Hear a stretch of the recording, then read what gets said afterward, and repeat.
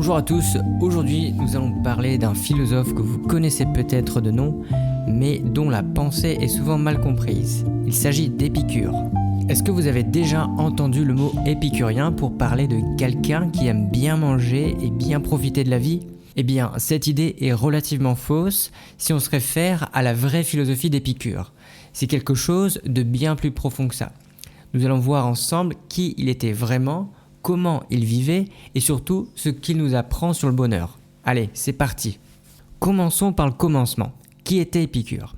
Épicure est né en 341 avant Jésus-Christ sur l'île de Samos, 7 ans seulement après la mort de Platon. Même s'il était citoyen athénien, il a grandi dans une colonie grecque, dans une famille qui n'avait pas beaucoup d'argent. Son père, Néoclès, travaillait comme maître d'école. Sa mère, Kéréstrate, allait de maison en maison pour faire des cérémonies religieuses et des rituels de purification. Et c'est là que tout commence. En regardant sa mère travailler, le futur philosophe a commencé à construire sa pensée.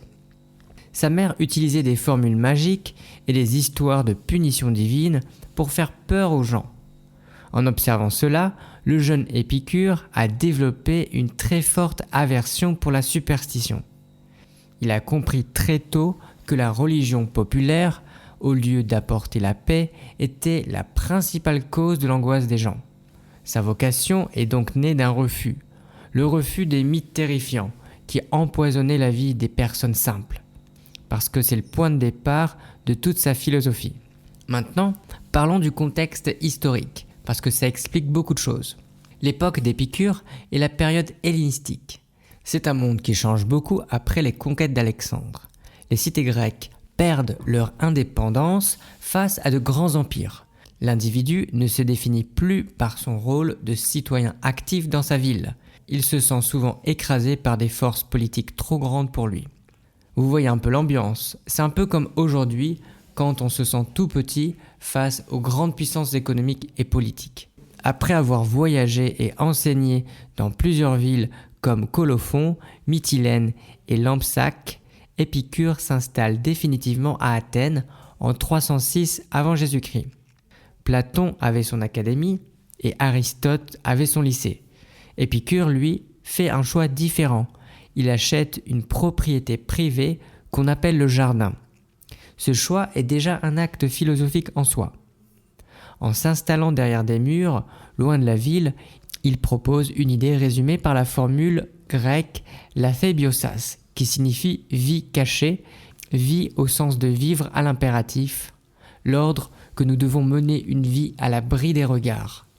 Le jardin n'est pas une institution officielle, c'est un espace d'amitié et de tranquillité, loin du bruit de l'agora et loin de l'ambition politique que le philosophe considère comme une source de troubles inutiles.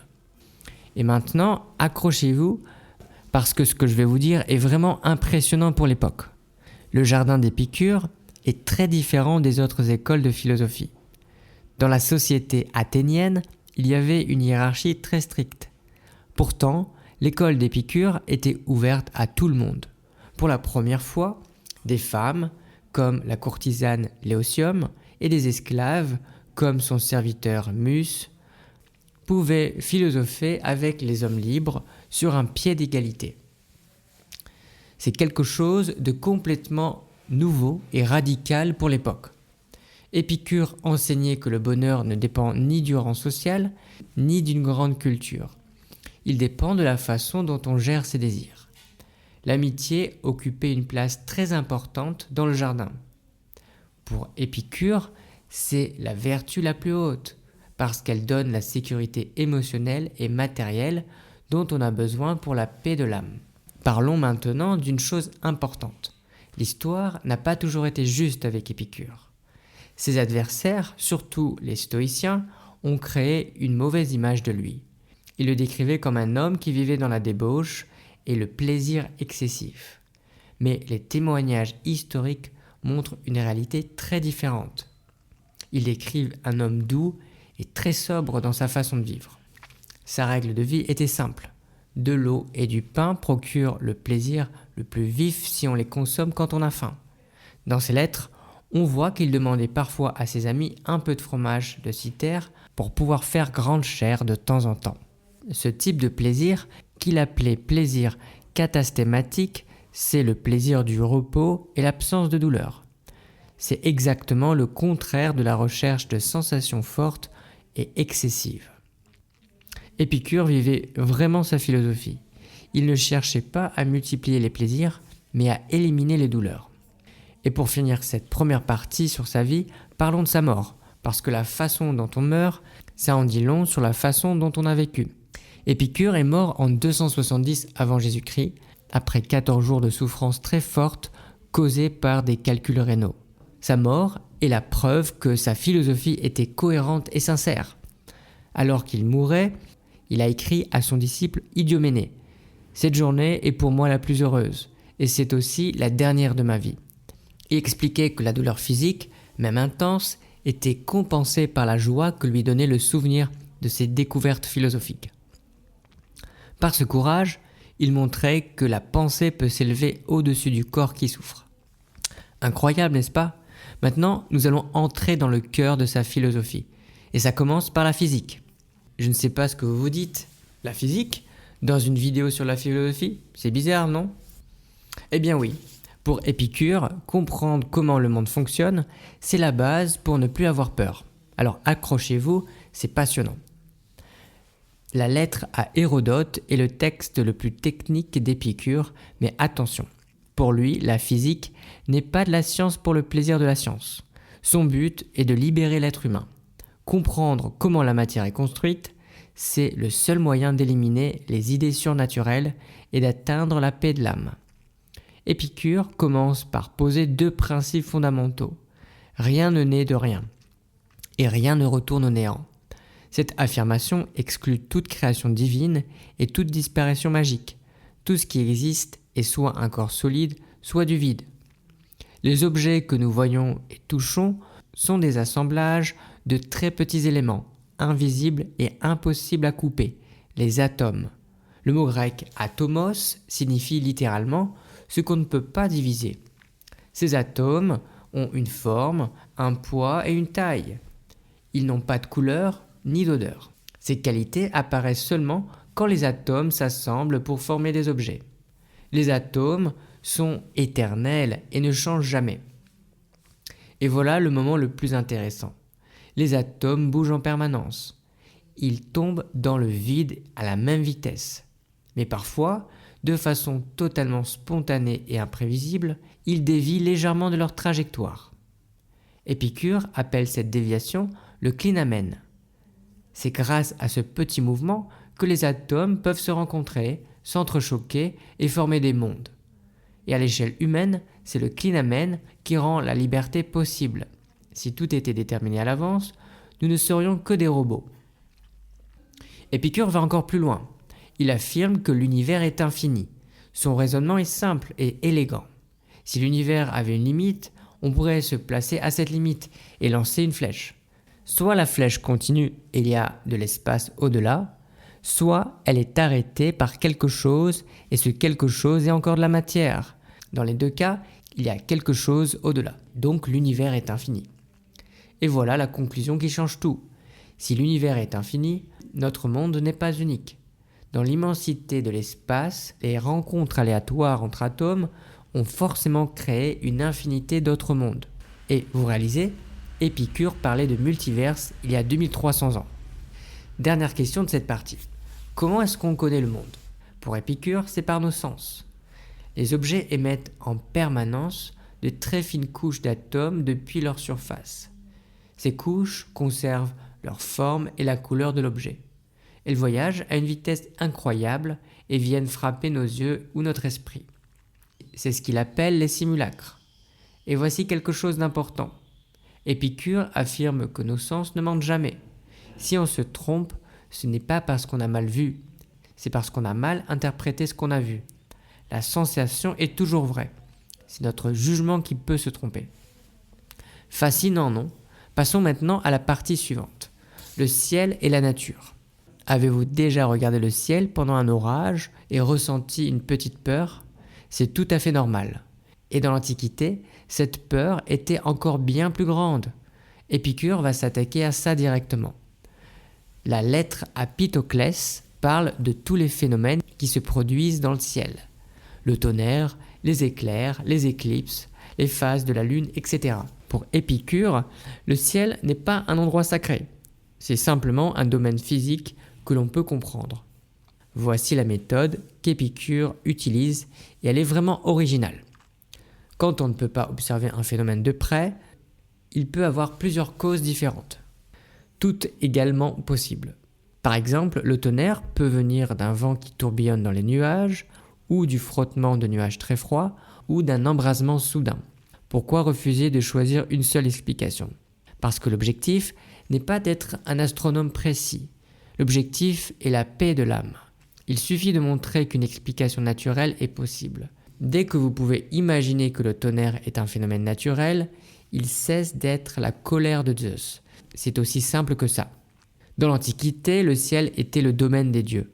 Les éclipses, les orages, les comètes, tout ça, c'était des signes de la volonté divine. Et cette idée rendait la vie terrifiante. Épicure dit stop. Un dieu parfaitement heureux ne perd pas son temps à faire tourner le ciel ou à envoyer des éclairs pour punir les humains. En expliquant les éclipses par l'interposition d'un corps opaque, Épicure transforme un prodige effrayant en un simple mécanisme d'ombre et de lumière. Il désenchante le monde et c'est libérateur. Le message de cette lettre est donc entièrement moral. Comprendre la nature du ciel est une thérapie contre l'angoisse. Et le but final, c'est l'ataraxie. La tranquillité complète de l'âme, libérée de toutes les peurs irrationnelles. Épicure ajoute même que connaître l'explication technique d'un phénomène sans comprendre qu'il est naturel ne suffit pas. La connaissance technique seule ne libère pas. C'est la bonne compréhension du monde qui libère. Maintenant, nous arrivons à la partie que vous attendiez sûrement depuis le début, à savoir comment être heureux selon Épicure.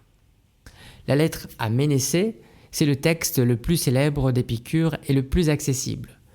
Tout ce que nous avons vu avant, les atomes, le ciel et les simulacres, c'est pour poser les bases. Maintenant, nous arrivons à l'essentiel, à savoir comment bien vivre. Épicure identifie 4 grandes peurs qui empêchent les gens d'être heureux. Et pour chacune, il propose un remède. On appelle ça le tétrapharmakos, c'est-à-dire le quadruple remède. Voici les 4 peurs et leurs remèdes. Numéro 1. N'aie pas peur des dieux. Les dieux existent, mais ils ne s'occupent pas de nous. Ils sont parfaitement heureux dans leurs espaces lointains. Un être parfaitement heureux n'a aucune raison de se mettre en colère contre les humains ou de les punir. Donc inutile de trembler, de prier ou d'offrir des sacrifices par peur. Vous pouvez admirer les dieux, mais vous n'avez pas à en avoir peur. Numéro 2. N'aie pas peur de la mort. C'est probablement l'idée la plus célèbre d'Épicure. Il dit quelque chose de très simple. La mort n'est rien pour nous. Quand nous sommes là, la mort n'est pas là. Quand la mort est là, nous ne sommes plus là. Autrement dit, vous ne rencontrerez jamais la mort. De votre vivant, elle est absente. Et quand elle arrivera, vous ne serez plus là pour la ressentir. Donc elle ne peut pas vous faire souffrir. Et si vous n'en avez pas peur, vous pouvez enfin profiter pleinement de la vie. 3. Le bien est facile à obtenir. Le vrai bonheur ne demande pas beaucoup. De la nourriture simple, un abri, de l'eau, des amis. Ces choses sont accessibles à presque tout le monde. Le bonheur n'est pas réservé aux riches. Il est à la portée de chacun. Si on sait ce qu'on cherche vraiment. 4. Le mal est facile à supporter.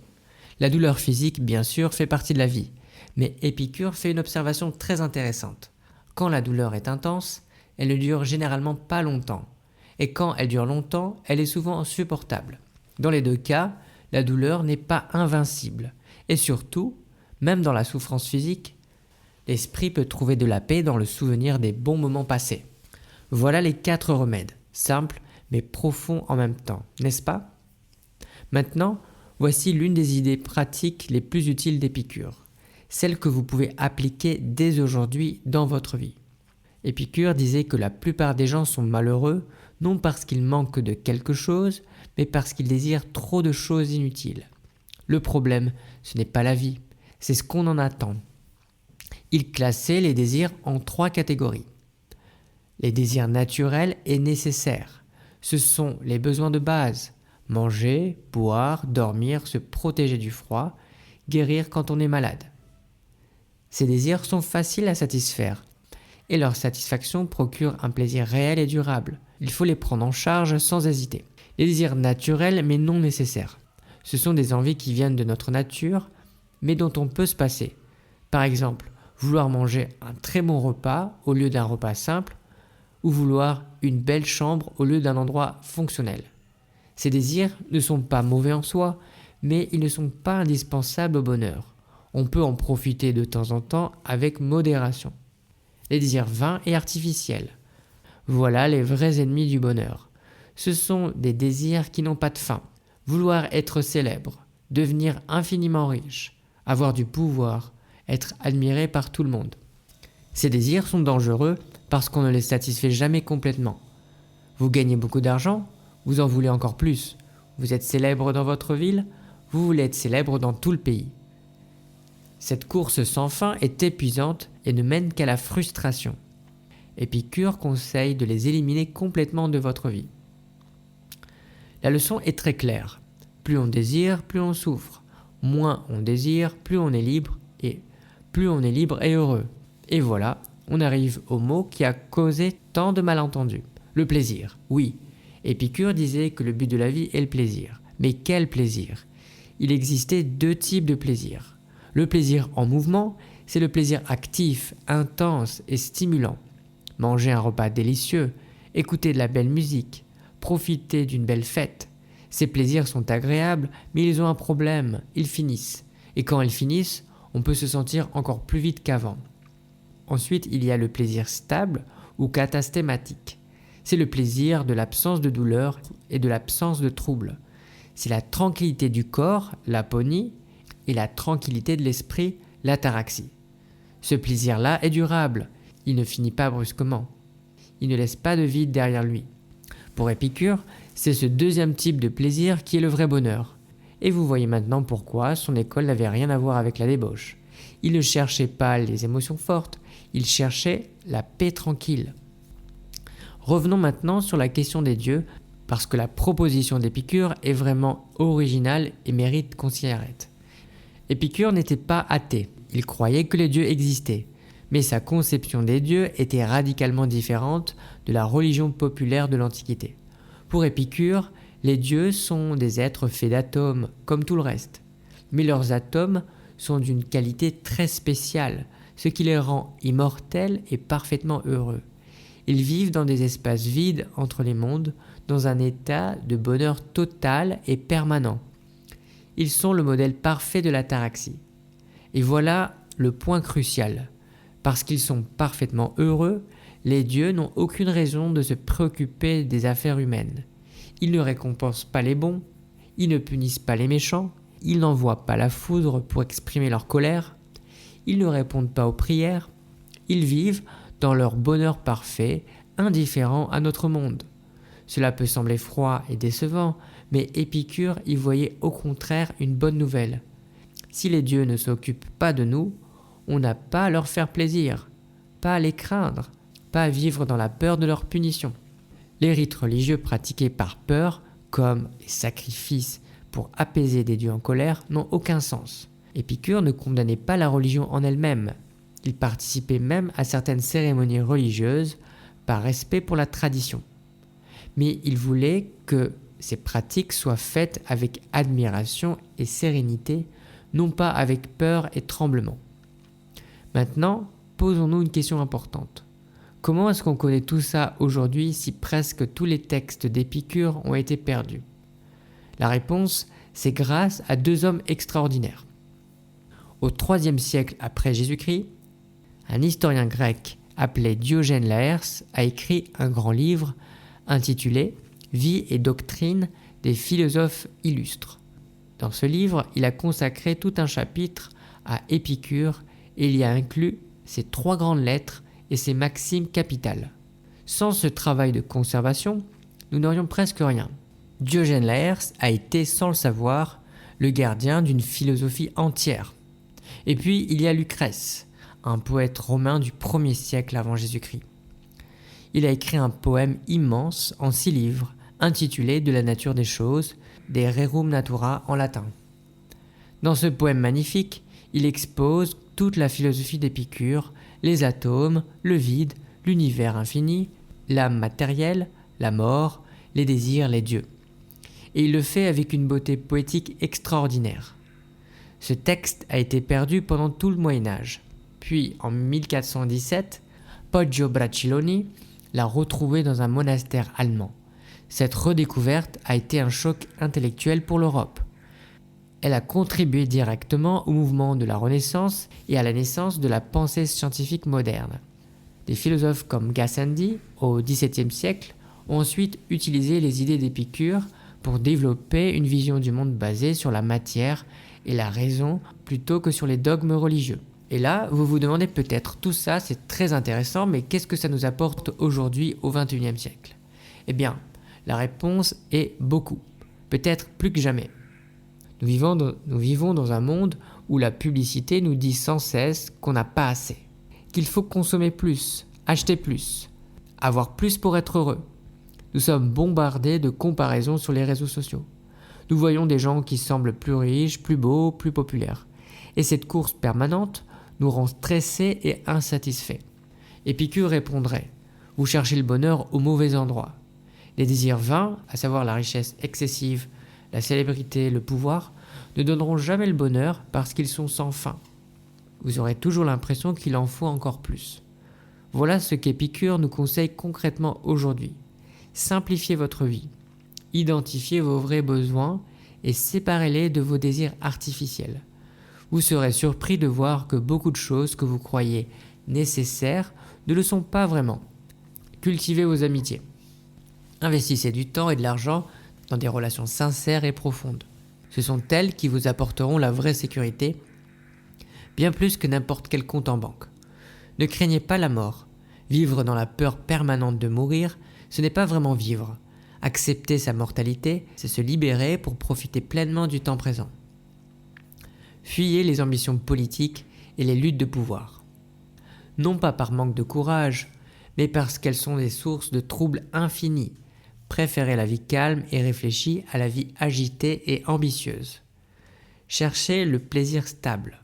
Plutôt que de courir après les émotions fortes et passagères, cherchez la paix durable, une bonne santé, des liens sincères, un esprit tranquille.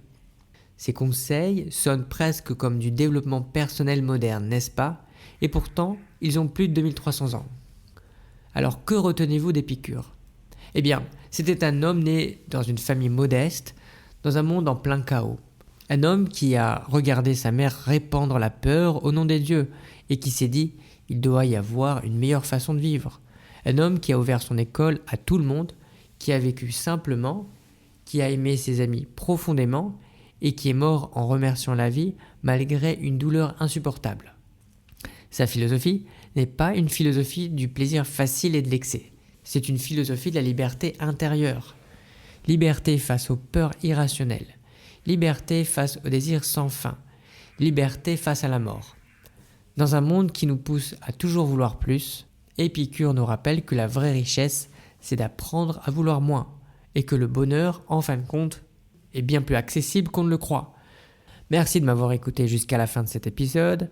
Si cela vous a intéressé, n'hésitez pas à cliquer dans le lien dans la description pour accéder à une petite formation gratuite. À très bientôt pour la suite.